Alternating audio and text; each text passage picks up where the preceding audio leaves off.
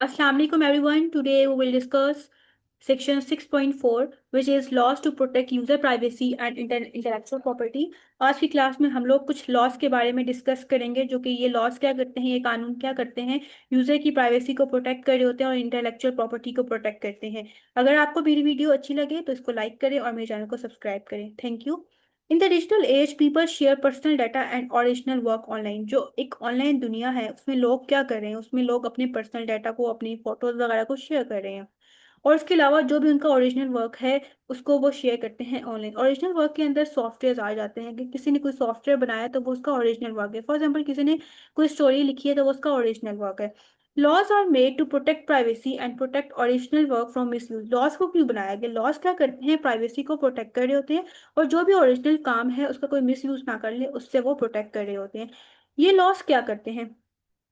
Protect people personal information. तो लोगों की पर्सनल इन्फॉर्मेशन उसको प्रोटेक्ट कर रहे होते हैं, लोगों के आइडियाज को प्रोटेक्ट करते हैं, इन्वेंशंस को प्रोटेक्ट करते हैं।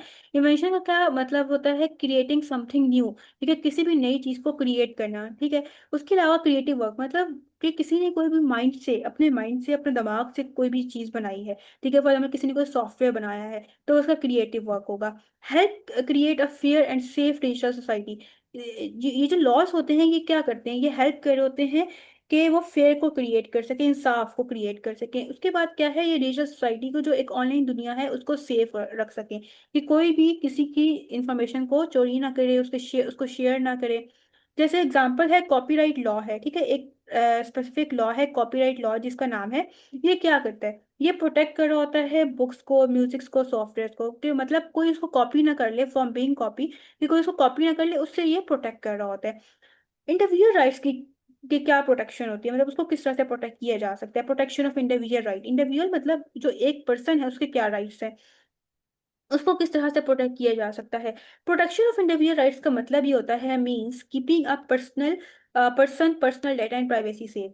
के जो पर्सनल डाटा है या जो भी प्राइवेसी है उसको सेफ रखना।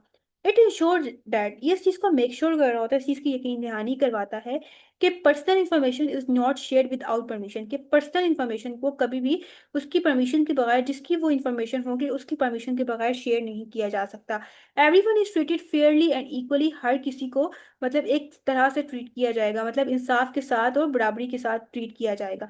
ऑनलाइन एक्टिविटीज रिमेन प्राइवेट, कि जो ऑनलाइन एक्टिविटीज हैं वो प्राइवेट रहेंगी, वो पब्लिक नहीं की जाएंगी। एग्जाम्पल ऑफ प्रोटेक्टेड डाटा मतलब कौन कौन से डाटा है जिसको प्रोटेक्ट करना चाहिए? फोन नंबर है, होम एड्रेस है, emails and online activity.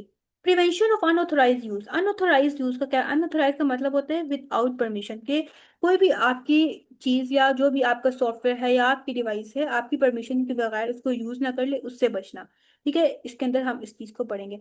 Prevention of unauthorise use का मतलब ये होता है मीन स्टॉपिंग इलीगल एक्टिविटीज। जो भी इलीगल एक्टिविटीज हो रही है उसको रोकना। ठीक है, stopping illegal activities of someone data और वर्क। मतलब जो है आप किसी के डाटा को, किसी के काम को इलीगल वे में यूज कर रहे हो, मतलब या तो आप उसकी परमिशन के बगैर यूज कर रहे हो, या आप उसके सिस्टम को हैक कर रहे हो, या आप उसके डाटा को चोरी कर रहे हो। ये सब इलीगल है। इट प्रोटेक्ट पर्सनल इन्फॉर्मेशन, ये आपकी पर्सनल इन्फॉर्मेशन को प्रोटेक्ट करता है। Creative work like books, music, videos and software. और क्रिएटिव वर्क को प्रोटेक्ट करा होता है जिसके अंदर बुक्स आ जाती हैं, म्यूजिक आती है, कि कोई ये क्लेम ना कर ले कि ये बुक्स हमने बनाई है। तो जो ऑनर है ताकि उसी को क्रेडिट मिले कि जिसने ये बुक लिखी है या कोई म्यूजिक बनाया है, कोई वीडियोज जो है वो बनाई है या कोई सॉफ्टवेयर बनाया है। No one is allowed to copy और use someone else work without permission. किसी को भी इस चीज के बारे में अलाउ नहीं किया जाता कि कोई भी किसी के काम को यूज करे या उसको कॉपी करे जिसने वो चीज बनाई है उसकी परमिशन के बगैर। जैसे इसके एग्जांपल में आ जाता है डाउनलोडिंग पेड सॉफ्टवेयर। मतलब कुछ ऐसे सॉफ्टवेयर होते हैं जिनको यूज करने के लिए हमें पैसे पे करने पड़ते हैं, तो उन्हें पेड सॉफ्टवेयर कहा जाता है। तो आप जो है पेड सॉफ्टवेयर को फ्री यूज कर रहे हो तो ये क्या है? ये गलत है। ठीक है, ये इलीगल है। तो आप अनऑथोराइज यूज कर रहे हो। अनऑथोराइज मतलब आप उस ऑनर की परमिशन के बगैर, जिसने वो चीज बनाई है, जो डेवलपर है, आप डेवलपर की परमिशन के बगैर उसको फ्री में यूज कर रहे हो, ये चीज गलत है, इस चीज को रोकना।